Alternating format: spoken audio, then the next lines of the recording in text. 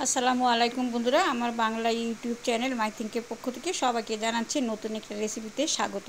তো এগুলো হচ্ছে পান্তা ভাত। আজকে পান্তা ভাত দিয়ে একটা রেসিপি শেয়ার করতে যাচ্ছি আপনাদের সাথে। তো এই পান্তা ভাতগুলো কালকের।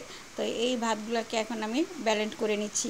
হালকাভাবে ব্যালেন্ড করলেও হবে অথবা মিহিভাবে ব্যালেন্ড করলেও হবে, দুইভাবেই করতে পারেন, আপনার যেমন খুশি। তো আমি ব্যালেন্ডারে জারে দিয়ে দিলাম এবং ব্যালেন্ডারে জারে দেওয়ার পরে আমি এটাকে ব্যালেন্ড করে নিচ্ছি এবং ব্যালেন্ড করা হয়ে গেছে আমার। এবং এইবার আমি একটা পাত্রের মধ্যে ব্যালেন্ড করা পান্তা ভাতের যে লেয়ারটা হয়েছে সেটা আমি ঢেলে নিচ্ছি। দেখেন কেমন হয়েছে আমারটা, আমি একটু মিহি করে নিচ্ছি।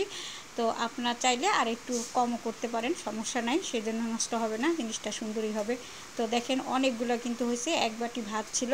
তো এখন এগুলোর মধ্যে আমি আরও একটা জিনিস দিয়ে দিচ্ছি প্রথমে। তো সেই জন্য আমাকে একটা শুকনা চামচ নিতে হবে। তো শুকনা চামচের সাহায্যে দেখেন আমি এখান থেকে কিছু চালের গুঁড়া নিয়ে নিচ্ছি। 1 কাপ পরিমাণ চালের গুঁড়া দিয়ে দিব আমি, 1.5 কাপ পরিমাণ।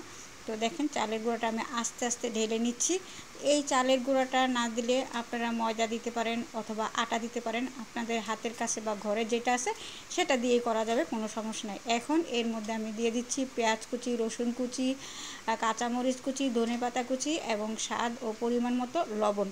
এখন এই সবগুলো জিনিস আমি চালের গুঁড়া এবং ভাতের পেস্ট বানানোর মধ্যে ঢেলে দিচ্ছি এবং এটা ঢেলে দেওয়ার পরে সুন্দর করে আমি হাত দিয়ে মেখে নিব এবং অল্পই একটু পানি নিব, বেশি না, সামান্য পরিমাণ পানি নিতে হবে। পানি না দিয়ে যদি আপনার পক্ষে বানানো সম্ভব হয় তাহলে আপনি পানি ছাড়াও গুলে নিতে পারবেন। তো আগে দেখেন আপনি পানি ছাড়া পারবেন কিনা। এই যে আমি সামান্য পরিমাণ পানি দিয়ে গুলে নিছি, এই পরিমাণ হয়ে গেছে আমারটা গুলা।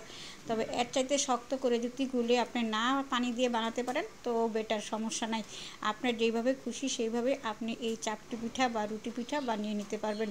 চাপটি রুটি পিঠা। তো আমি ফ্রাই প্যান দিয়ে দিচ্ছি, ফ্রাই প্যানের মধ্যে একটু তেল দিয়েছি, যেহেতু এটা অনেক পুরনো ফ্রাই প্যানটা সেই জন্য উঠতে একটু সমস্যা হয়, মানে উঠাতে একটু সমস্যা হয়, সেই জন্য একটু তেল দিয়ে কাজ করতে হয়।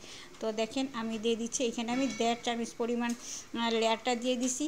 তো এখন এটাকে আমি একটা ঢাকনার সাহায্যে ঢেকে দিব অল্প সময়ের জন্য, না ঢাকলেও হবে, তবে না ডাকলে যদি ফেটে যায় সেজন্য আমি ঢেকে দিলাম। তো আপনারাও ঢেকেই দিবেন। তো হয়ে গেছে। এবার আমি এটাকে দেখে নিচ্ছি যে এটা উল্টানোর উপযোগী হয়েছে কি না। যদি উল্টানোর উপযোগী হয় তাহলেই উল্টিয়ে দেবো, আর যদি উপযোগী না হয় তাহলে আরও কিছু সময় রাখবো। তো সেজন্য আমি একটা খুঁটিনের সাহায্যে ট্রাই করে নিচ্ছি।